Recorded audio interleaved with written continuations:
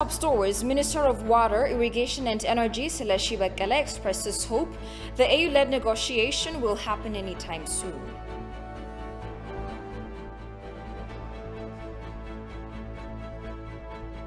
Chair of the NEBE, Burtukan Mideksa, calls the 6th general election historic, for it was held defying several irregularities.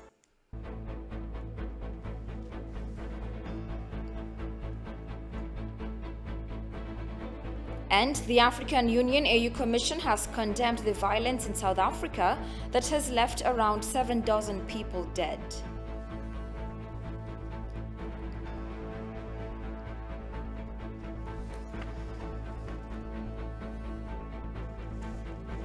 Hello and many thanks for joining us. You're watching Addis News Hour from the Ethiopian Broadcasting Corporation. With the news, I'm Tabitha John. Do stay with us.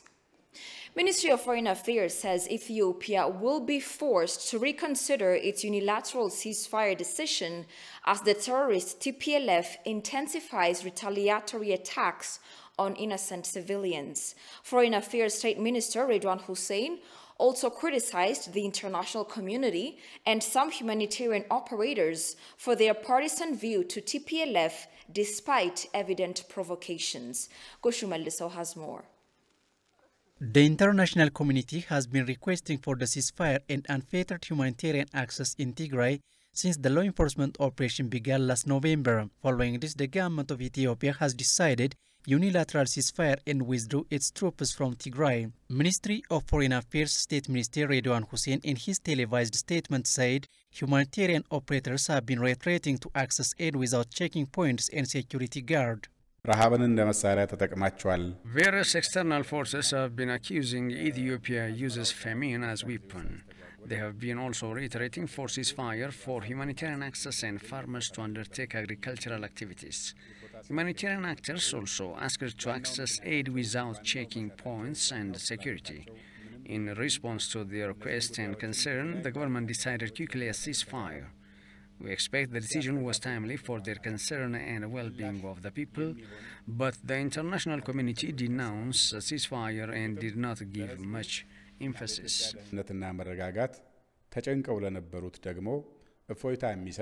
Following the withdrawal of Ethiopian troops from Tigray, terrorist Tplf provoked war on the Amhara border, but no international community condemned it. Redwan stressed that Ethiopia will be forced to reconsider its unilateral decision as terrorist Tplf failed to respect the ceasefire. ውሳኔውን ገና እንደተወሰነ ለማጣጣል ለማሳነስና ለማንኳሰስ ሲሽቀዳደሙ ታይተዋል። የምዕራባውያን ሚዲያዎችም ይሁኑ አንዳንድ የምዕራቡ ሀገር ባለስልጣናት በተናጠል The government declared ceasefire and withdrew its troops and prioritizing humanity and the people to get relief. All these sacrifices have been paid to ensure peace and stability. Still, the government passes their provocation act in long-lasting patience. If the provocation continues, the government will be forced to revise its unilateral ceasefire and take robust action very soon. If there is any international body concerned about, a call to stand with Ethiopia and debunk, condemn. በእርግጥም ኢትዮጵያ ስትቸገር እኛም እንቸገራለን ብሎ የሚያስብ የዓለም ማህበረሰብ አካል በሌላኛው ወገን የሚደረገውን ትንኮሳ እንዲኮንን እንዲያጋልጥ እንዲያስቆም መንግስት ጥሪውን ያቀርባል። State Minister Redwan also reproached the international community and some humanitarian operators' partisan view for Tplf despite evident provocations. በተለይም የሰብአዊ እርዳታ እናቀርባለን ወይም እናስተባብራለን የሚሉ አንዳንድ አካላት While it was vivid to note the crime of recruiting and the use of children soldiers by the other side, the international media and some entities who were accusing and chastising the government have lent deaf ear to the heinous crime which has been denounced by everyone. Some Western media outlets have even inclined to give it a positive shape, claiming that they are using it for military balance. Tplf's repeated provocations against the Amhara and the Afar regions were not condemned for overshadowing the purpose of the ceasefire. በተለይ በአፋርና በአማራ በትግራይ ደቡብ ክልል አካባቢ ላይ እህል መግባት የሚቻልበት እርዳታ ማሳለፍ የሚቻልበት ምቹ ሁኔታ ተፈጥሮ He called upon the international community to criticize belligerent acts of the fugitive group and support Ethiopia. Ethiopia has voiced its complaints against what it calls a blatant conspiracy of silence by the international community as Tplf continues to endanger the lives of refugees and millions in the war-torn Tigray. While Tplf recruits child soldiers and enlists elders and women to war fronts in utter disregard of international law, as well as the recently declared unilateral ceasefire, the international community cooperates with the Tplf by conveniently ignoring this. Meanwhile, most Western media outlets are blowing the situation in northern Ethiopia out of proportions by misleading reports of an ethnic clash between Tigrayans and the Amhara. In the following reportage, Kasahun Chani takes us through some of these reports. All through the 8-month-long law enforcement operation in Tigray, the Tplf kept laminating that Addis Ababa had been using starvation as a weapon of war. However, when the federal government declared the unilateral humanitarian ceasefire, the Tplf quickly forgot the famine accusations and intensified its military activities. The international community has also been showing inconsistency on a grand scale. Soon after Ethiopia withdrew its forces from Tigray, the international community has only been ranting about the restoration of satellite, telecom and internet in Tigray, while turning a blind eye to the Tplf's recruitment of child soldiers. They even tend to point fingers at Addis Ababa, while the Tplf is turning humanitarian corridors into centers of military conflicts in broad daylight. Lately, they have come up with these gloomy reports of intensified fighting between ethnic Tigrayan soldiers and Amhara militiamen. While these media outlets have opted to under-report statement from the Ministry of Defense and Foreign Affairs, they were quick to pick a call to arms by the Communications Bureau of the state of Amhara. The media outlets deliberately distorted Ethiopia's withdrawal from several places in Tigray, reporting it as a military defeat by the advancing TDF. These are reflections of how biased and one-sided the international community has chosen to remain. The United States government, especially some people within the State Department, are using the Tigray issue in general and the Tplf issue in particular to pressurize the Ethiopian government. This is what we have to recognize. You see, otherwise, when the United States labeled Al-Shabaab and ISIS as terrorist organizations, Ethiopia was immediately on board, calling these organizations terrorists. And now the Ethiopian government, a credible, legitimate government of Ethiopia, in its House of Representatives, has already declared the Tplf as a terrorist organization. In fact, America should have a moral responsibility of recognizing this. They call it Tigray Defense Forces, and they go beyond, mind you, even in their presentation last time, the spokesperson of the State Department demanded, specifically placed the demand the Tplf has already placed about the western areas of Tigray, like Workait, Humara, and this one, and Raya. You see, they were insisting that the Ethiopian government should respect the constitution and the border lines within Ethiopia. It's just funny because it is like, for instance, Ethiopia discussing the border between Arizona and Texas. Instead of reporting Ethiopia's good intentions to give a chance to the people of Tigray on recent developments and make their minds up, the Western media have only been picking billboard statements from here and there, thus helping the Tplf's combative stance. So far, not a word has been sent to the Tplf by way of warning it to refrain from its hostile tendencies and sheer contempt for Addis Ababa's peace initiatives. For instance, instance, Prime Minister Abiy Ahmed has indicated that the Tplf was launching offensives, urging people to stand by the defense forces to maintain Ethiopia's peace. However, in her latest tweet so far, United States Ambassador to the United Nations, Linda Thomas-Greenfield, called on all parties to the conflict to immediately agree to a negotiated ceasefire and political dialogue. This is a clear indication of the United States' proclivity towards the Tplf. In spite of the fact that recruiting and using children as soldiers is prohibited under international law, Tplf has exhibited defiance in doing so. Many international organizations have chosen to remain silent, despite knowing that the terrorist group has been committing serious crime by recruiting children as soldiers and giving them drugs. To reflect on the matter, here is Fasil Seleshi on the phone. Welcome, Mr. Fasil. How nice to have you. Good evening, Tabitha. Nice to have you too. So what can you tell us about the unprecedented silence of the international community over the abuse of children as soldiers by Tplf?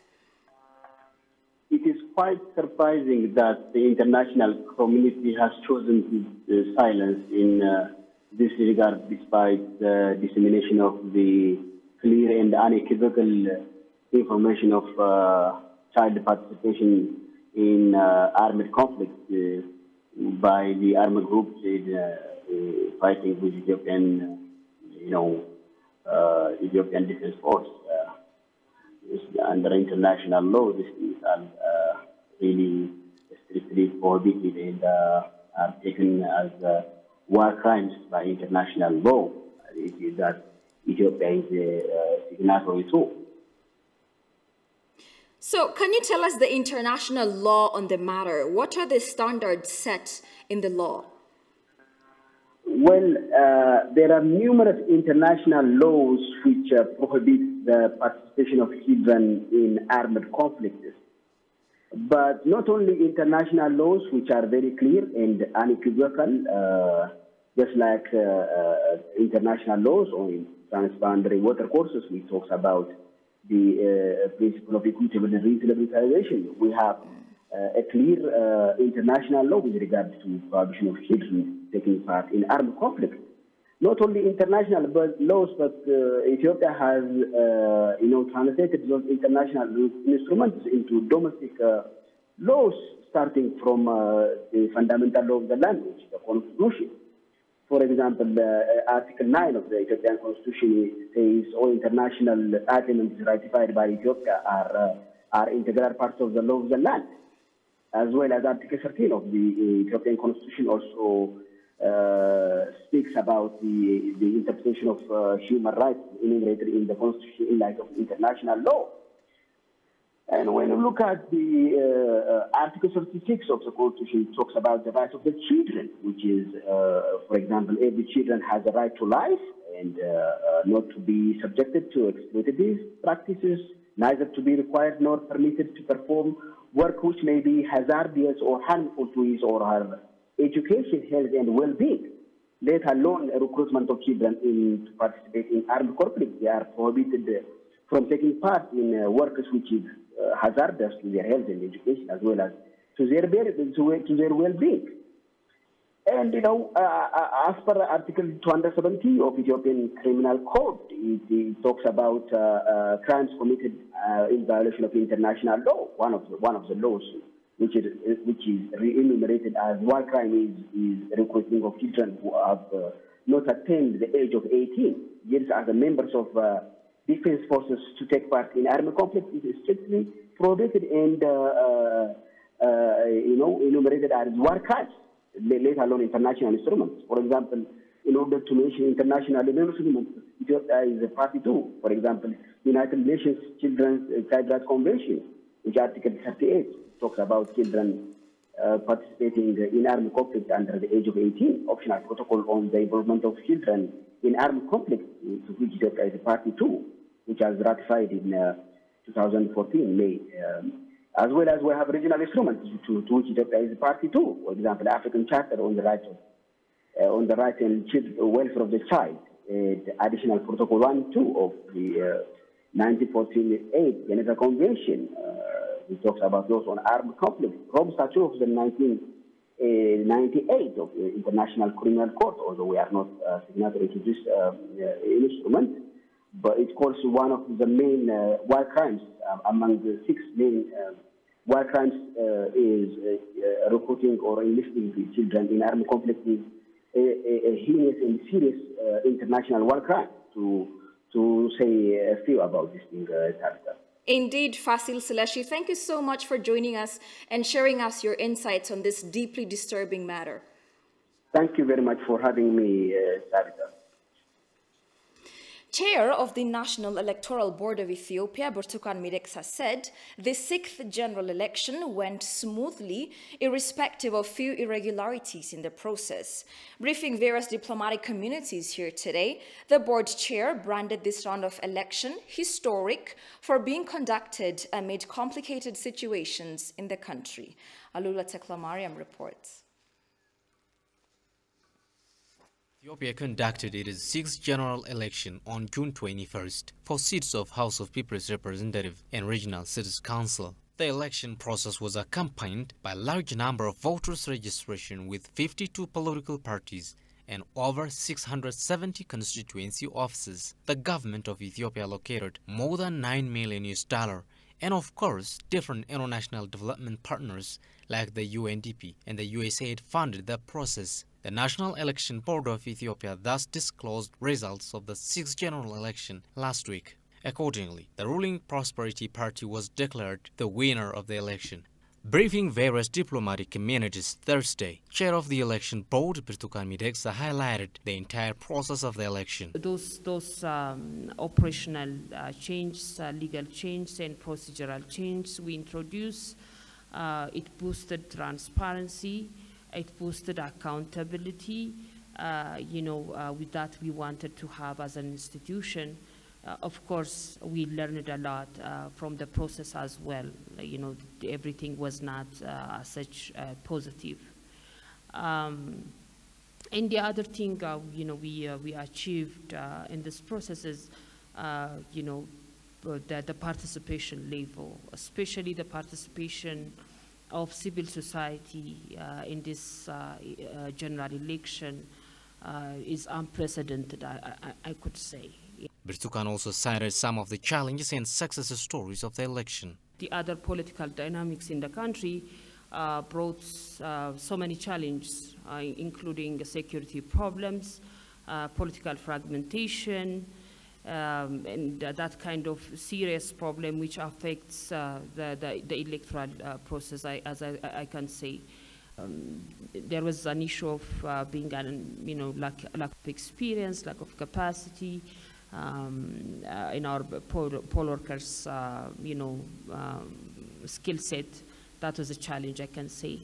But it was a good start. We can build on that, and we can also encourage the political parties, to take part and to participate in the process. And of course, I hope, many of our citizens would be drawn to participate in electoral process, in upcoming elections. The board chair also expressed her gratitude to all actors and development partners for making a successful election happen.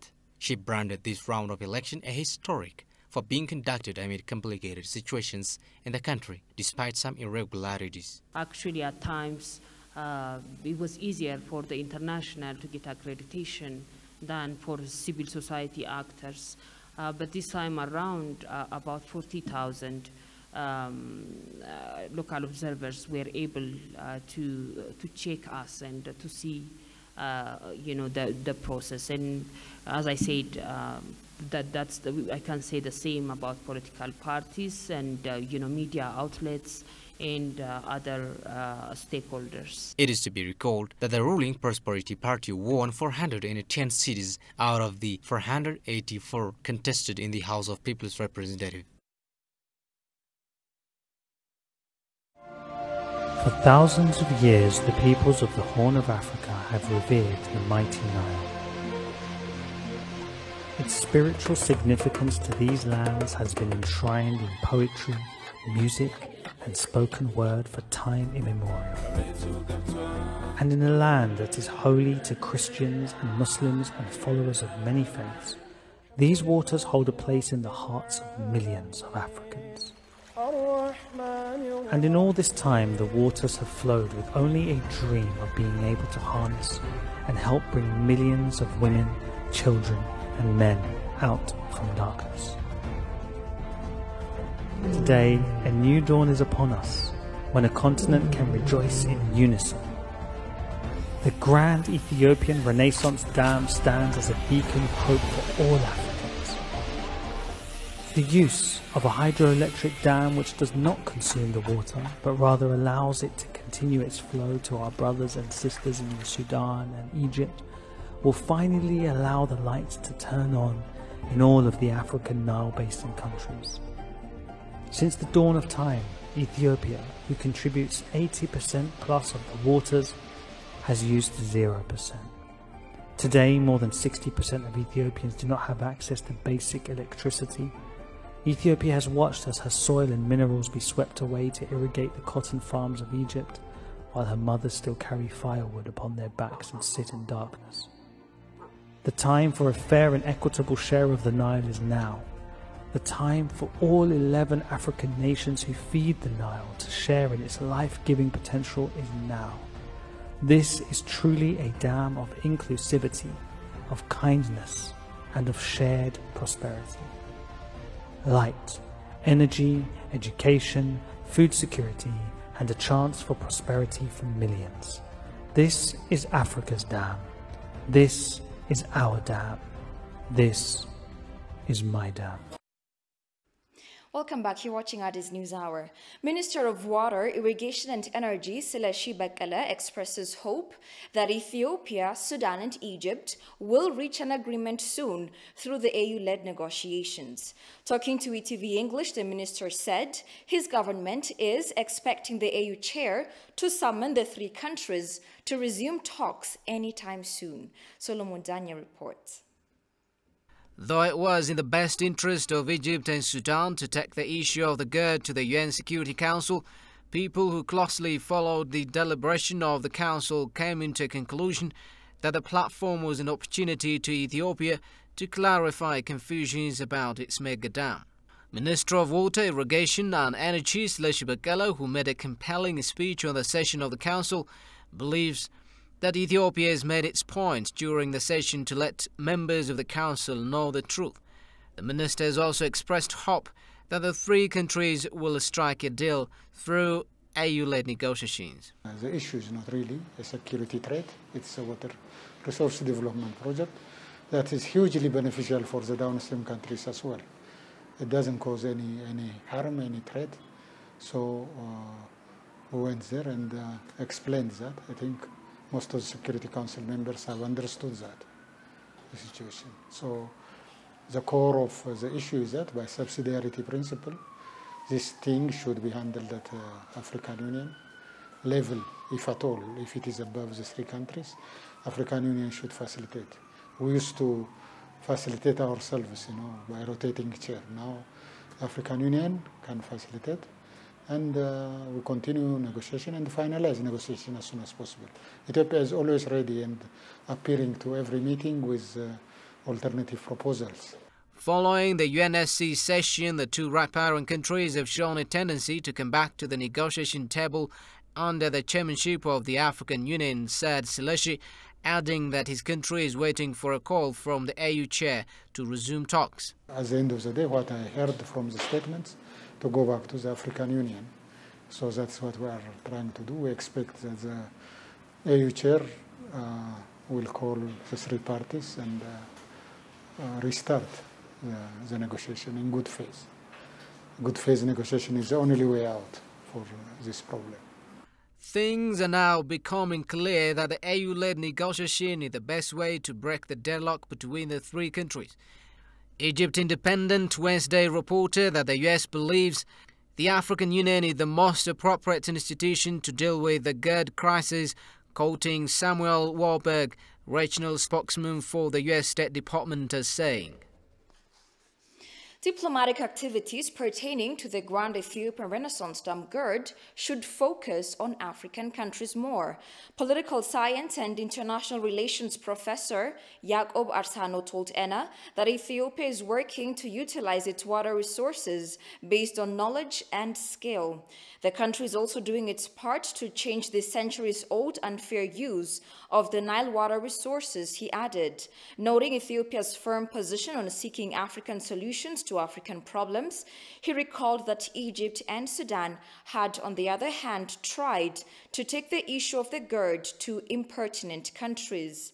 The professor stated the decision of the UN Security Council to return the issue of the dam to the African Union mediation was right.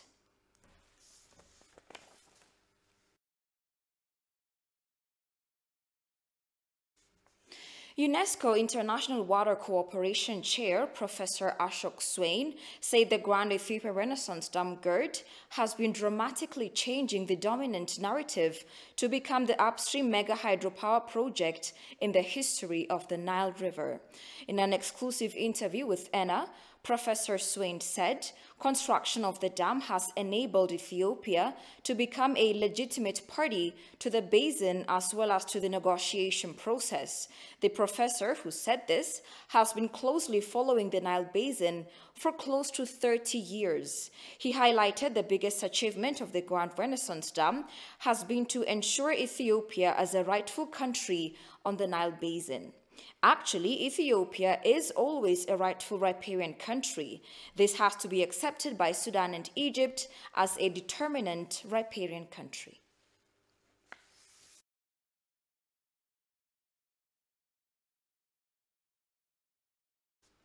Ministry of Science and Higher Education says working to ensure knowledge-driven economy in Ethiopia. The ministry held its first higher education and industry linkage event, aiming to create conducive environment for the development of digital economy in Ethiopia, among other things. The event, which brought together several stakeholders in the sector, is said to be important in building digital transformation in Ethiopia. Listen to this. Actually, today's ceremony is really very critical for our country, and to have a common understanding about the role of standard. Actually, it is my topic was for today's session, like the role of standard for education, training, and the overall technology transfer as a nation. So, what's the role of standard really? To understand and to have a common understanding on standards. The first and the second and the third, industrial revolution already passed. Now we are in a fourth industrial revolution. So we need to have, this low knowledge-based economy. So we need to lead our industrialization, our agricultural system, the whole infrastructure, and the whole, economic system, and all economic operators need to understand, the role of digitization.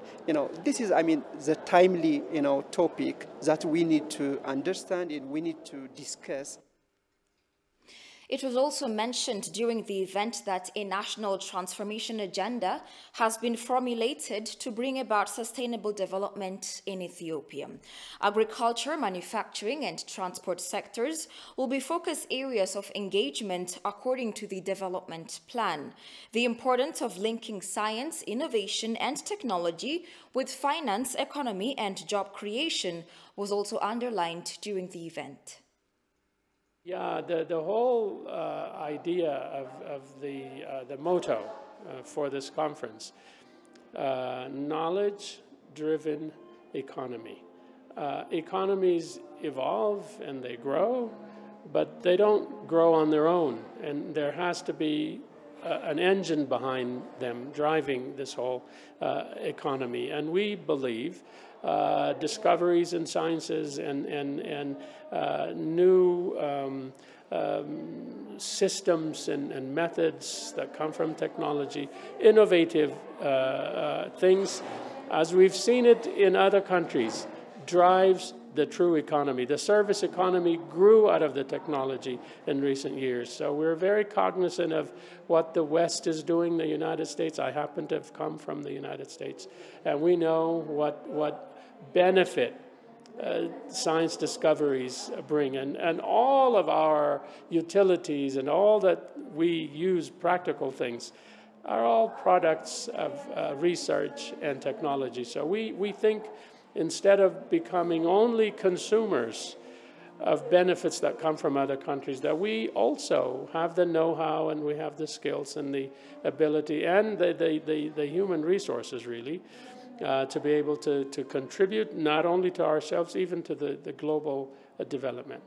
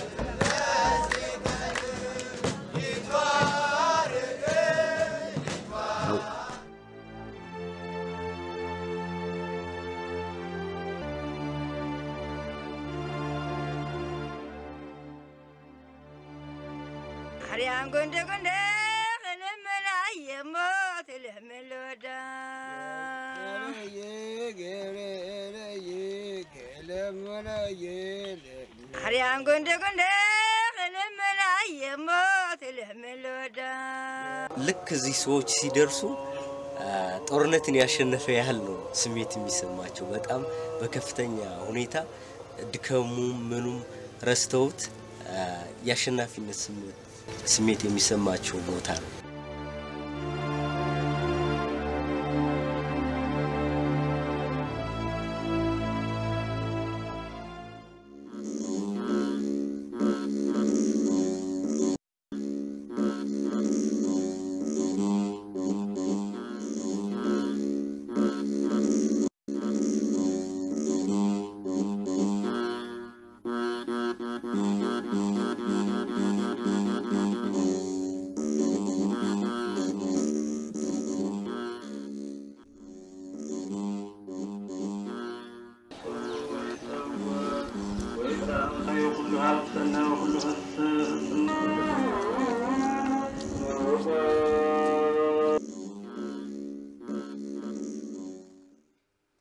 Welcome back again.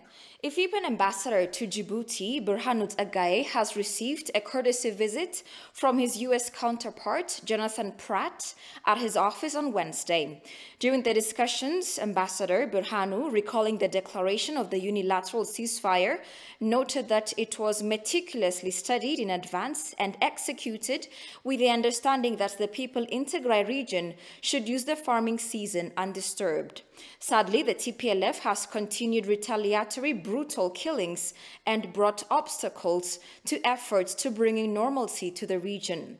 Ambassador Jonathan Pratt, to his part, conveyed his congratulatory message to the government and people of Ethiopia for the successful closure of the election and commended the strong Ethio-Djibouti ties on multifaceted areas.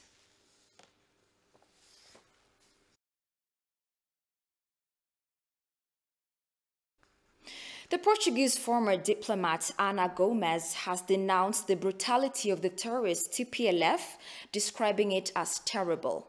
She reiterated solidarity with Ethiopians, pledging unwavering support to endeavors of the nation for peace, democracy, and genuine development. Ana Maria Rosa Martins Gomes is a Portuguese former diplomat and politician of the Socialist Party. She's also a member of Progressive Alliance of Socialists and Democrats in the European Parliament.